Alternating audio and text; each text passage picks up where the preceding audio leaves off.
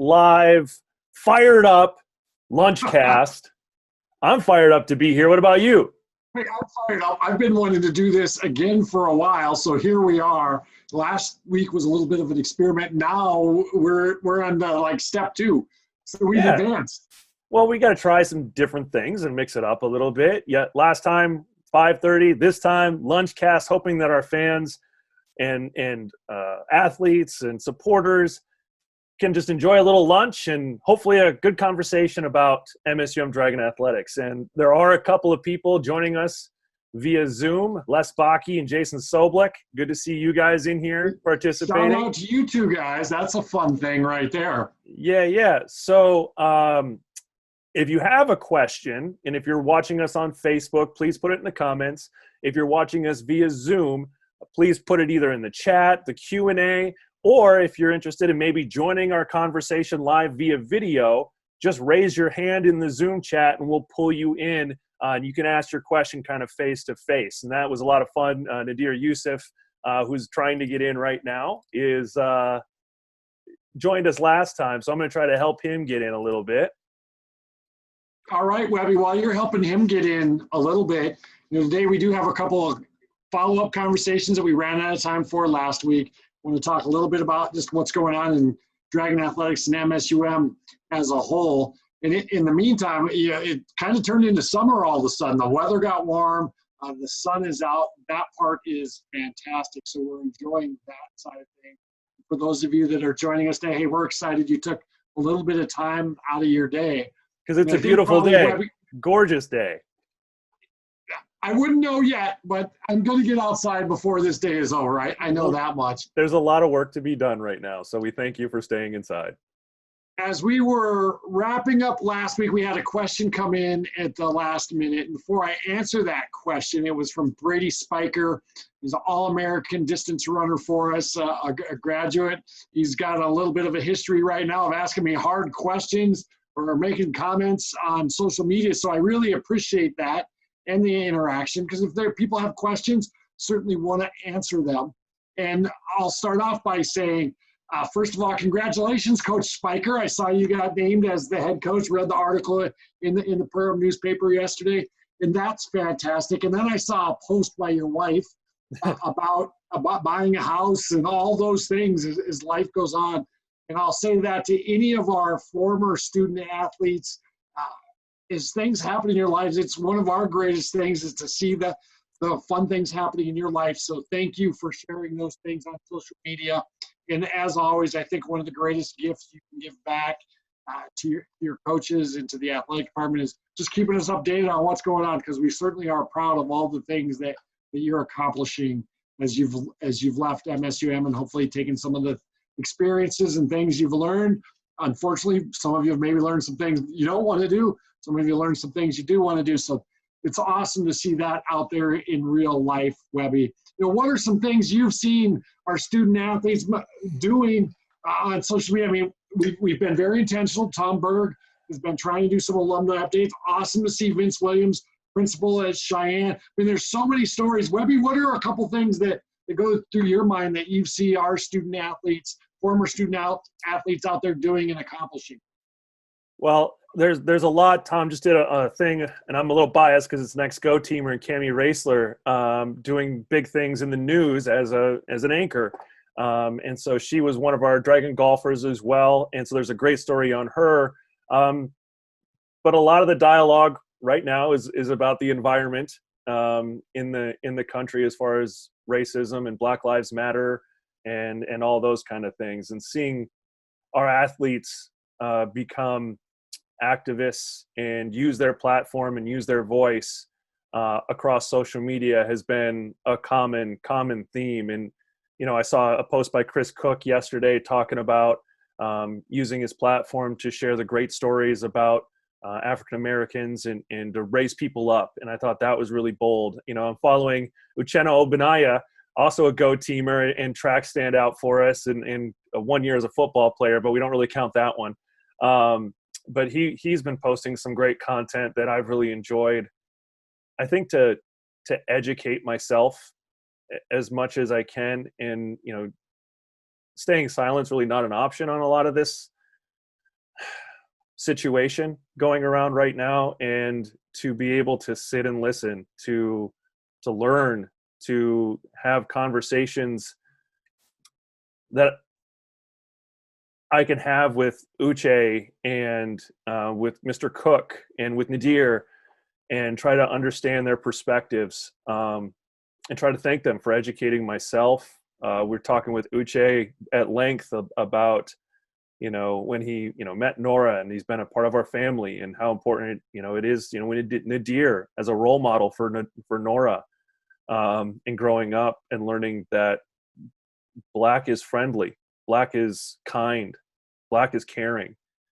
And to have that foundation in her upbringing from a very early age is important to us.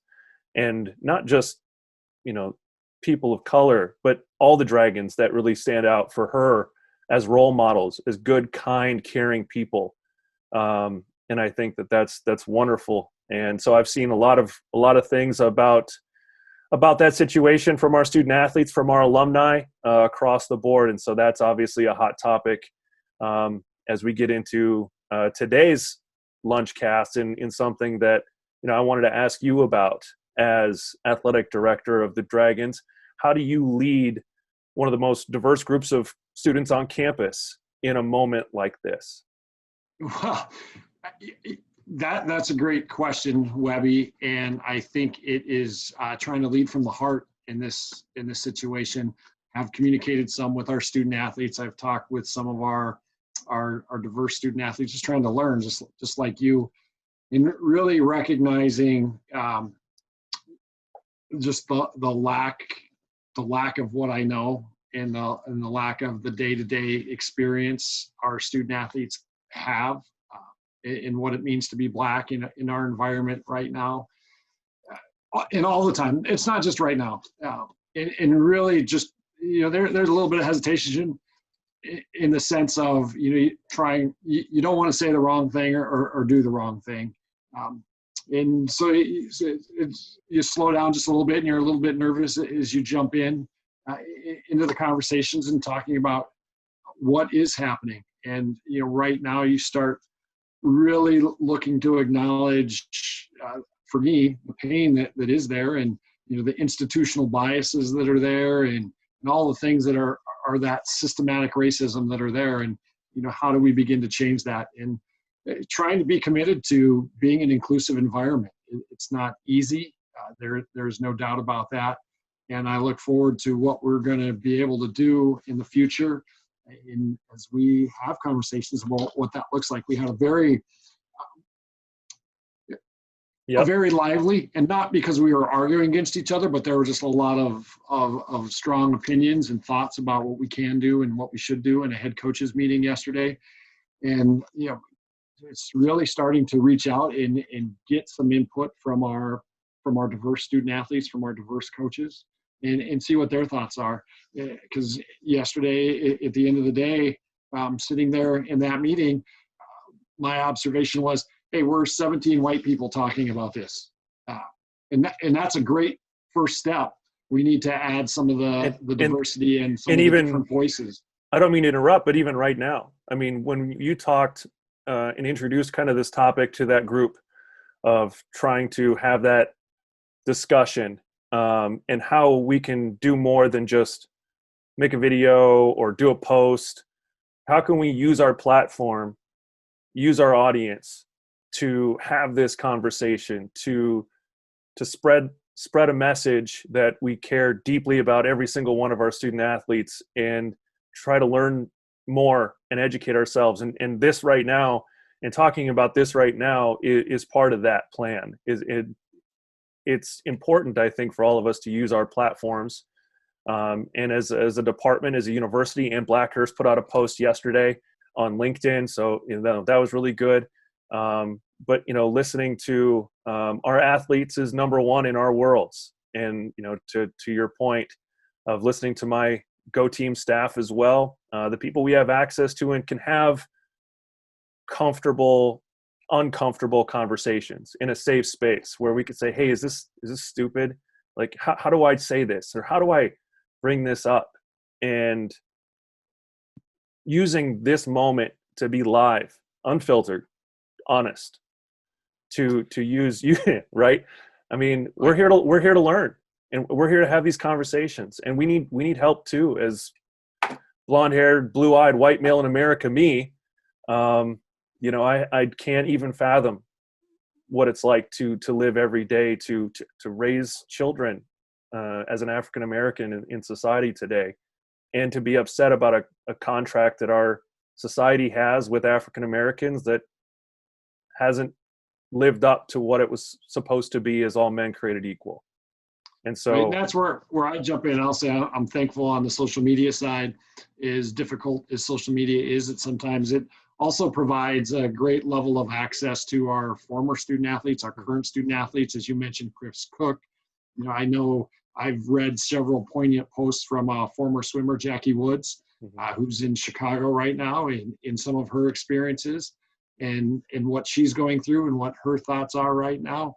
And even student athletes from different institutions. It just gives you a bigger and a broader perspective. And our peers, seeing what other athletic departments are saying and doing right now. I have, peers and friends all over the world who are trying to have this conversation and trying to raise awareness for a problem that needs to get fixed.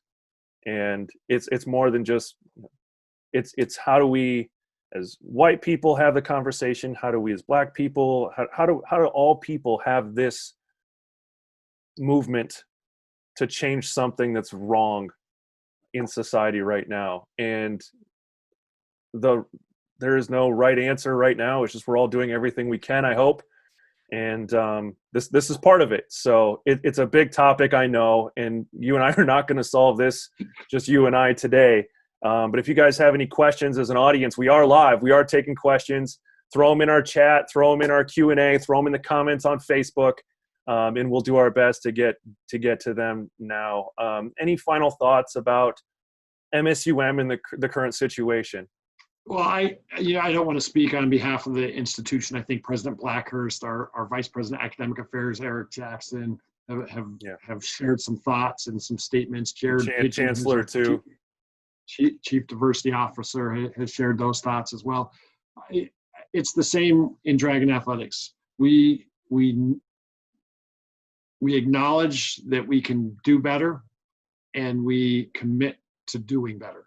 As you look at it in that side, and as you mentioned yesterday, one of the things I said in our head coaches meeting is I am committed for Dragon Athletics to be better and to do better.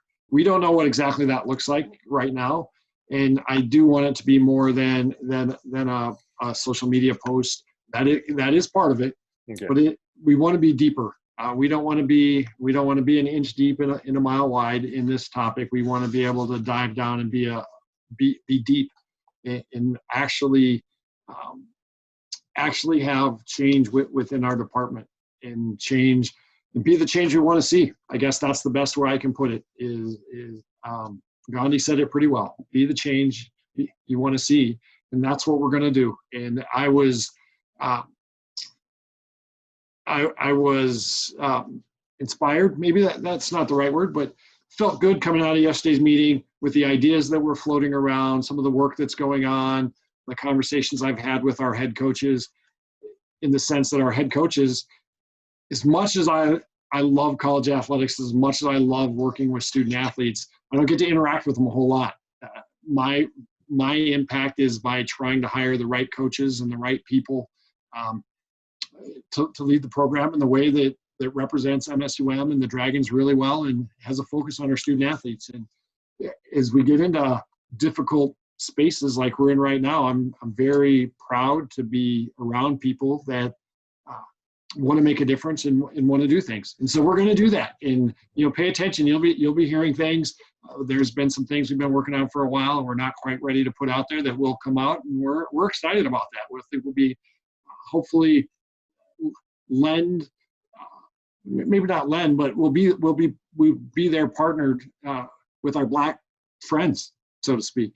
So I guess that's how we'll wrap that up, Webby. If anybody has any questions, please feel to throw them in. There was one follow-up question, and it was on the details of some of the things that you just mentioned that were we're not sharing quite yet. And the answer is, we don't have this figured out. We're trying to do the best that we can with the platform that we have and the audience that we have and our fan base and our student body. And if anybody has ideas, please share them with us. We're open to trying to figure out different ways to make MSUM a more inclusive, diverse, and wonderful place for everybody. So if you have any ideas, please shoot them forward. The other question got re-asked. Mr. Spiker is joining us live on Facebook. And so all right, fantastic, Brady Spiker. We talked about it at the beginning and we teased it at the end of our last live episode. So Mr. Spiker asks, it seems like every day a university is announcing cutting a program due to COVID-19. With the recent news of MSUM's budget issues and now a pandemic, what are you doing to ensure to keep every program at MSUM? Well, I got to go back in history a little bit, and those of you that are close to me have heard this before. I think it was back in 2008. I was at some convention somewhere in some session on budget, and there were representatives, and they were talking about athletic budgets across the country, and they highlighted the 3 largest athletic department budgets in the country in the NCAA and their big Division I schools. And it was interesting back in 2008, there were 2 schools that were compared. So you were looking at the Ohio State University, which has one of the larger athletic departments in the country. They have 37 sports at the time. And they were talking about the value of having a broad-based athletic department in those 37 sports. At the same time, you jump across the country and the University of Texas. They were reducing number of sports, not because of budget issues, but they were going from 24 sports down to 18 sports because they wanted to invest more and be more competitive in those 18 sports. 2 different philosophies, 2 different ways of doing business.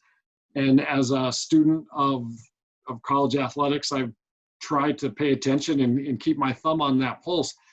And coming out of that session, one of the decisions I felt like I needed to make is, am I a broad-based athletic department guy? Am I a smaller, better? Is it the Texas model? Is it the Ohio State model? What fits me? What do I believe in?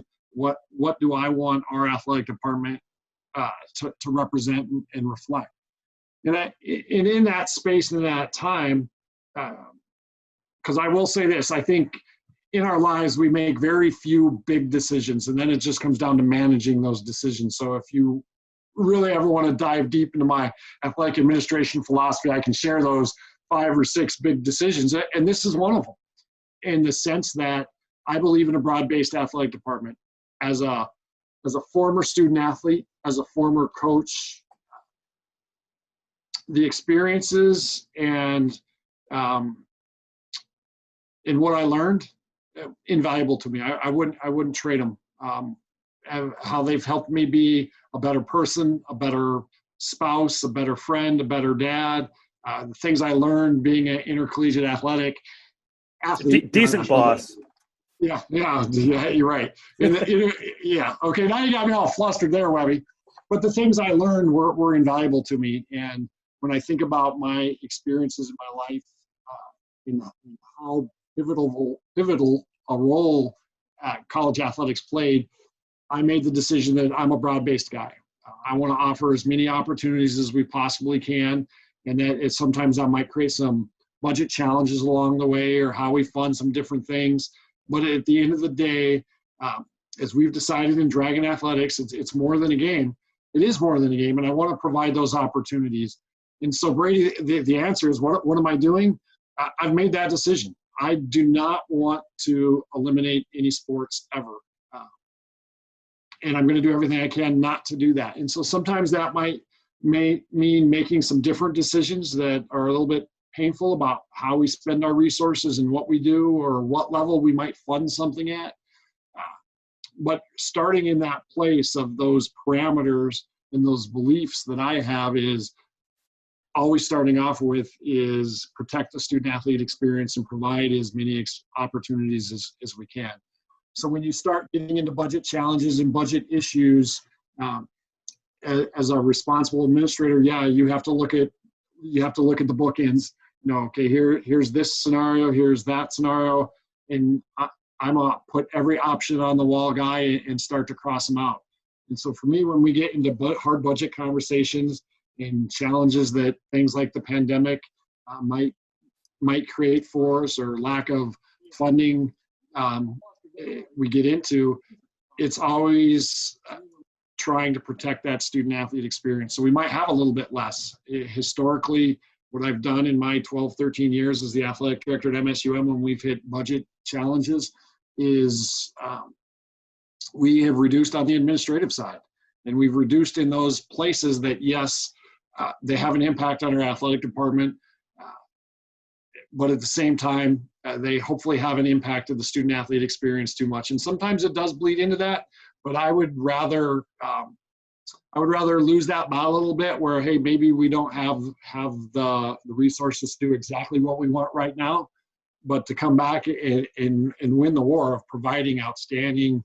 And when I say outstanding, it is about the people, Coach Spiker. So remember that. Mm-hmm. Coaching is a people business. And it is all about the people. It's trying to find the right people that believe in the same thing. And it's amazing when you have people that believe in the same thing, what you can do regardless of your resources. And so it is trying to win that war, because I always think about it, you win the battle, win the war. I want to win the war of providing as many opportunities for student athletes as we can in the best way that we can. And so that's how we've done it. That's how I've done it. I've tried to hire people that think the same way I do, not exactly the same way I do, because the diversity of thought is good, but who do believe in that invaluable experience that student athletes have, and how do we provide as many of those as we possibly can. So Webby, what did I miss there? What should I add in there? Did I cover that, or should we go a little deeper? Spiker, you're right there. You can add it in. No, sure. I don't think you missed it. I think it has to start with the why. And I think you did a great job of talking about why we fight for as many opportunities for student athletes to compete as possible. And, as a ex-player, ex-coach, and current teacher, you learn to teach or coach with what you got. And sometimes it's not everything you want or the nicest, fanciest things in the world, but the games are still going to happen, and you got to get your team ready. And we've I think, done a really good job of cost containment within a lot of areas to make sure that we provide the opportunity to compete more than anything. Those game days and those moments, those experiences of competition and practice that form bonds that last a lifetime. As we see softball reunions happening on Zoom, on Twitter. I've seen some of those this week. So thank you to our alums on softball for joining those conversations with Coach Rechtkamp. But no, I agree with you. Compete, enjoy the experience, and it is hard times. That's the one thing. Sometimes it's not always within our control, even though our philosophy, our why, and our intentions are there. The funds and in the environment that's unprecedented like we are in, you just don't know. And the best we can do is fight for what we believe in and do our absolute best. Yep. So I'll add on to that, Webby. As we go back to 2008, and as I heard that presentation, I remember coming back and doing research and just trying to get an idea. And one thing that sticks out in my mind is I looked at the NBA, the NFL, Major League Baseball, and the National Hockey League, and I looked at the past 3 years of who won the championship. And it was not the teams with the highest salary cap. At the end of the day, resources and money, they can make a difference. But what makes more of a difference is bringing together people who believe the same thing and who are willing to give everything they can to have success. And it is amazing what can happen when you can create that vision and you can share it with people and articulate what you believe in and what you're trying to do and what can happen. That's it right there. It makes work fun, I'll tell you that. Yeah, it does. There is no doubt No doubt about that. And I look at the success that we've had in Dragon Athletics and the games that we've won, the All-Americans, all of the national championships, those sides of things. Those were people that didn't maybe have the best resources as far as not the best track, not the best long jump pit, not the best basketball facility, not the best whatever. But at the end of the day, we had high quality people. We had great coaches. We had great student athletes, and look at the magic that happened. It's all about the relationships. And so as we try to wrap this show up before the half hour here and let everybody enjoy what's left of their lunch break, the one thing that I really wanted to talk to you about, and it's been a topic for a while now, is reentry and getting back to practice. What does that situation look like right now for Dragon Athletics? Well, I was fired up last night to send an email to all our student athletes. So if any of you are listening, you got an email from me last night. Check your email. That outlined our plan. So Coach Anderson, who's our strength and conditioning coach, Andy Scott, Rhonda Peterson, Keith Weidrich, names many of you know. They've been working really hard. We will begin our summer workouts. We've got it phased for starting with fall sports and winter sports and adding people in as we go along. But we will be starting conditioning next Tuesday. I think we've got it set up. Our goal, we find a goal statement because you got to know where you're going. And our goal is to safely prepare our student athletes to have the best 2021 season they can. So it's not necessarily about getting into the weight room right now, but it's getting into the weight room, having programming and conditioning and strength plans that are going to prepare us for that season and keep us healthy heading into that. Travis, Coach Anderson, and Andy Scott did research, looked at what happened with major league sports that had strikes and different things. And so the detraining and the things that happen. So how do we reacclimate our student athletes to training, all those sorts of things. But we've added it back in the strength and conditioning. I'm putting the finishing touches on our voluntary workouts where student athletes can ask for individual skill instruction. The NCAA has changed some rules over the summer, so that's allowable. We've got to be in groups of less than 10 right now, so that creates some facility pressures. But we're getting back into it, Webby, and we're fired up about that because it's going to be the fall, and hopefully, I believe, well, I'm not going to say hopefully, I believe we're going to be playing games in the fall, so let's get ready. I can't. I'm excited, just fired up to get back to sports, as I know a lot of fans are. Judy Nelson, thanks for contributing a comment. Relationships last a lifetime. We had Marge Matthews, Scott Westby, and Allison Swenson join us over on Zoom. Want to definitely thank everybody that's tuned in to the Fired Up Lunchcast. If it's something you want to keep seeing, please share it. Please leave a comment that you enjoyed this experience. And if you want us to keep doing this, because there's a lot of changing things in the fluidity. Yeah, stop right there, Webby. When are we going to do it again? Next week. When are we back? Next week. All right. Next week. Do you open on Thursday? Can we make this happen? Yeah, I am 99% sure I'm open on Thursday. Do you want to do it over lunch again? Is there a better time of the day? What are you thinking there? I think we need our fans to help us out a little bit. If this works better, please let us know. And in the comments of the Facebook post, for sure, is the best way to do it. Or just, mention us, hit us a direct message on social media as well. We want this to be about you and answer your questions because we miss you. We do, and we want to keep you in the loop of everything that's happening. So thank you all. Thank you, Les. Les likes it at lunch. So we'll say for sure we're going to do it next Thursday, but we might play with the time. Keep on next Thursday at noon, right? Oh, yeah. Next Thursday at noon, Webby. Decision made. That's what athletic directors are for. Come in here and make the decision.